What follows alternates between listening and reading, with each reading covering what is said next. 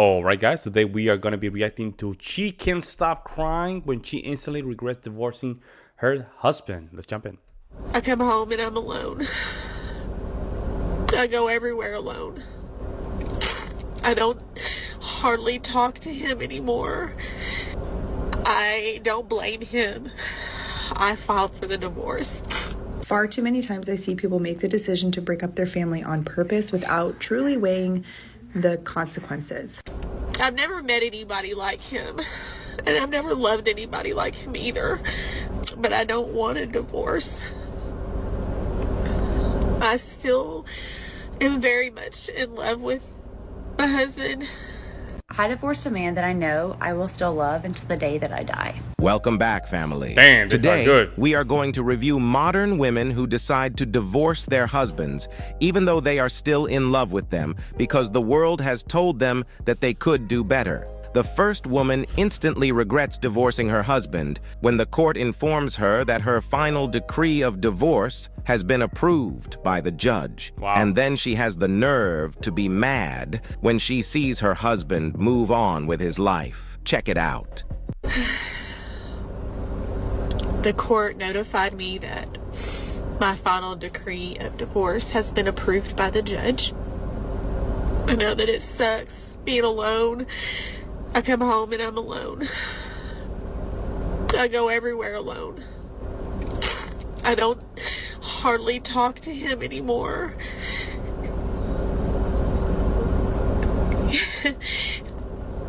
I don't blame him. I filed for the divorce. So I'm sure people are wondering, well, you filed. Why are you so upset? Why are you crying? I know why she's crying. Because the guy that she was is not with her anymore. And now she's alone. She thought that her husband was going to stay. And when the husband just moved on, she didn't have an orbit. And that's why she's crying. Because you My make opinion. a decision that you think is going to end up making things better, doesn't mean that you have to give up the fact that you love that person or that you did it because you were trying or whatever. I've never met anybody like him, and I've never loved anybody like him either, but I don't want a divorce. I still am very much in love with my husband. No, ma'am. You still very much in love with him, but yet you divorced him. And now you come to the internet to cry for sympathy. Ma'am, you chose to destroy your own family because you thought that the grass was greener on the other side. But Yep. now you are upset because your ex-husband doesn't talk to you more often than you want. Well, here is a news flash for you. He moved on from Yep. you. Fellas, this is... And also she wanted the husband treatment as well. And this is, personally, this is why I think some of them want to keep their kids, is to make sure that they can still get the husband treatment, even though that's what okay. Here's my opinion when it comes down to divorces, even to breakups. You have to leave. You have to. If she wants the kids, that's it, guys. Because you're gonna end up just destroyed, and also you're gonna still give her the emotional trauma and drama. And she's gonna use you, like a cat. When you put like a feather on front of it, he start playing with the cat. The cat start playing with the feather. That's what she's gonna start doing with you. So personally, I saw that firsthand how females naturally will just use their kids to just mess up with the ex-husband, ex-boyfriend's mind. Don't do that, guys. Just move on. is not worth exactly it. what I've been telling you since the creation of this channel. Most divorced women are miserable and they just put on a front to appear happy on the internet so that they can drag more women into their misery. These divorced women hate seeing their ex-husbands improve their lives after the divorce. For some reasons, they've been convinced that their ex-husbands will not do better after the divorce. Yep. It is very sad to see how these women decide to destroy their own families just because of some temporary feelings. Here another example of a woman who decided to divorce her husband for her own selfishness reasons, even though she's still in love with him. I divorced a man that I know I will still love until the day that I die. Welcome to my hell. I don't talk about this like hardly ever on here. It's a quite painful subject that I'm still working through myself. But long story short, sparing all the details, I could not continue on the way that we were going for the rest of my life. That sure as hell don't mean that I did not love him and that I don't still love him. It means that I love myself and all of us, my daughter, my stepson, him, and me, more than the pain that it would cause us to all be miserable together. And Southern women we love hard. I did this for a lot of reasons, but one of the main reasons was I didn't want my kids to look back and remember me as someone who I'm not. Someone who is sad and angry and cold and distant. I couldn't live with myself if they looked back on their childhood and associated those words with me. And the kids are not thinking like that, guys. The first thing the kids are thinking is, why mom and dad divorced? It's not about you, lady. Nobody can give a damn about you. The first thing the kids are going to ask is why you broke up our family. Because it's not about you. You think it's about you. You think you're the main character. It has nothing to do with you. They will always blame you for destroying the family. And worse, you never will just say sorry to them, which makes it worse. You're narcissistic. You're doing these videos knowing that your kids have friends, your daughter have friends, her friends. You're just bringing shame to the family, but it's about you, right? We understand. We get it. Whether they know the whole story or not, it really don't matter, honestly. Like, as a mother, there were things that I was forced to deal with and accept that are not in my nature to deal with and accept. And because of that, it would have made all of us miserable. If the ship was going to go down, I wasn't going to bring everybody down with it. Now, this don't mean I'm not still sad and very angry and not still very much in love with the person and the life and the future that I thought that I was supposed to have.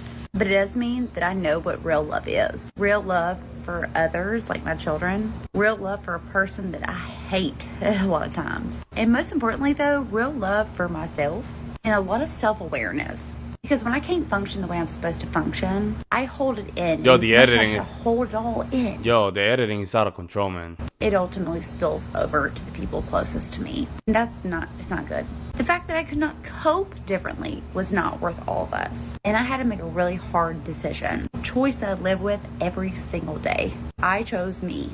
But by choosing me, I was still choosing all of us. Talk about cope. When I chose me, I was choosing everybody. Really? Really? When you're choosing you're choosing everybody? Man, only feminists can do arguments like this. I'm telling you. I can make the time.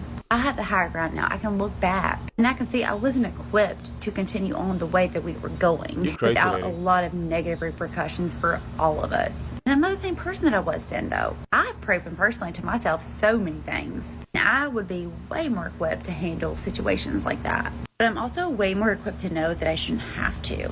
But that person that I was then, she was not able. And even though I'm years out of our separation and our divorce, I still can't see myself with anyone else. Now, I know I need to try harder because I do. He's already moved on. He probably has a better looking woman. And probably little step kid saying, hey, I love new mama. And daughter saying, mama, the new mama is great. And she doesn't like that. That kind of love from someone who really does love. I know it's not going to look like what I thought it was going to look like, and I may never find it, honestly. But at least I know what I am made of, and what my kids are worth, and what I am worth. Although, unfortunately, that doesn't really bring me very much peace. I have peace knowing that I respect myself, and I know what love is. Oh, the I don't know about you, but all I heard was me.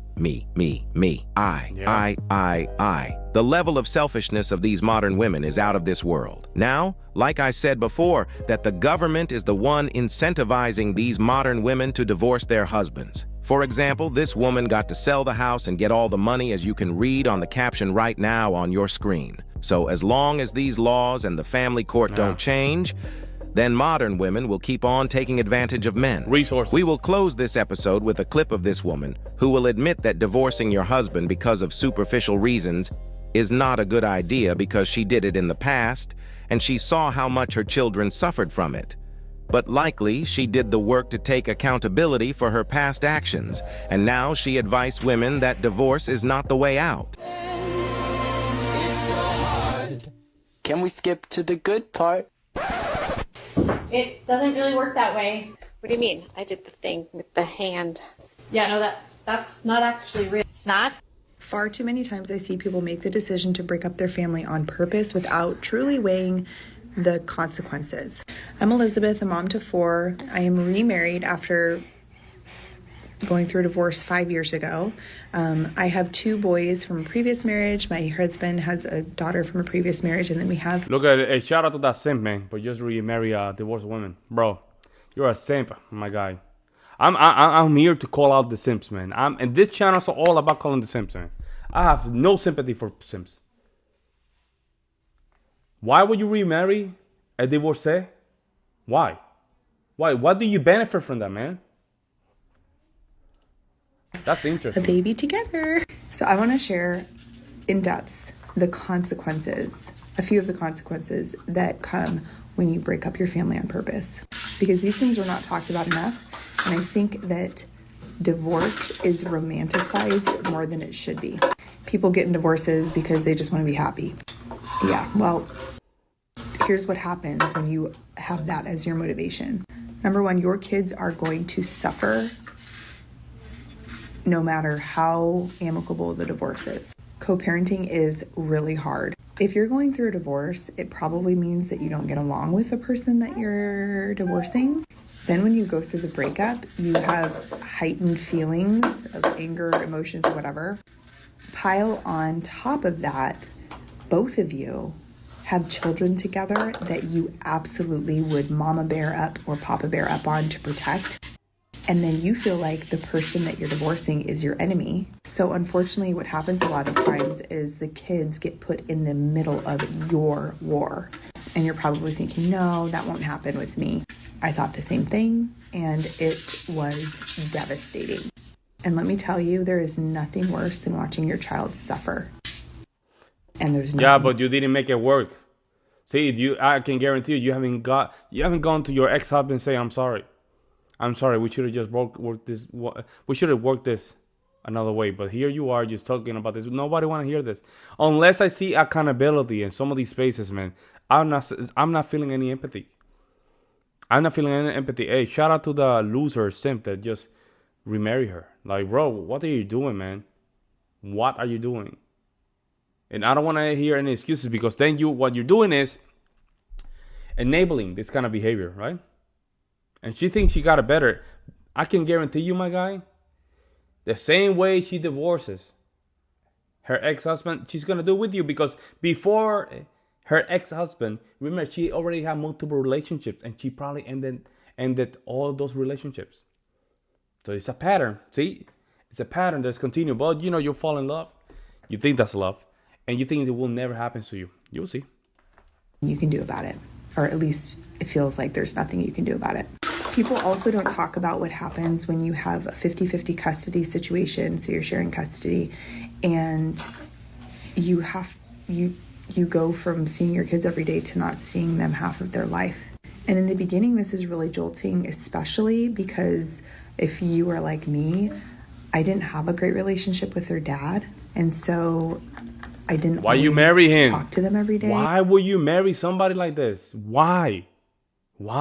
I didn't obviously see them every day. And I was a mom who saw her kids every day. I tucked my kids in bed every single night of their life, literally until the day that we went through our divorce. You also have to share holidays, and this is really, really hard. Because in the divorce, typically your community changes. And I don't know if you're like me, but holidays for me with my kids were like the most special thing ever. And then you go to not being able to see them on the holiday. It's really hard. You basically have to make brand new family traditions and rituals, because every other tradition that you've been celebrating up until that point is painful. It's a painful reminder of what was or what could have been. I am not trying to sway you one way or another. There we go. There we go. See, right there. See? I just want to make sure I'm not breaking the sisterhood code with this. See? I'm not trying to say that you shouldn't get divorced, because you already got the divorce. Yeah? You should apply the same advice to you. Guys, most of the time when you marry a stepmom, you will never be, even if you have a son or another married, you will never be the main character. You're not, and also Why, I don't understand why women would do this. You're bringing a guy to the life of your kids. You are putting your kids in a disadvantage of possibilities of getting grape juice. The possibilities of him or her getting grape juice. Like, why would you do this, man? Why would you do this? Simply don't But get what it. I will say is that if you are considering it, you have to consider the fallout for your children especially. And so hopefully these are some tips and behind the scenes looks at somebody who has gone through it, has come out on the other side. I have a really good co-parenting relationship with my Nobody want to hear you. Nobody want to hear you. Let me know what you guys think. I will see you next one.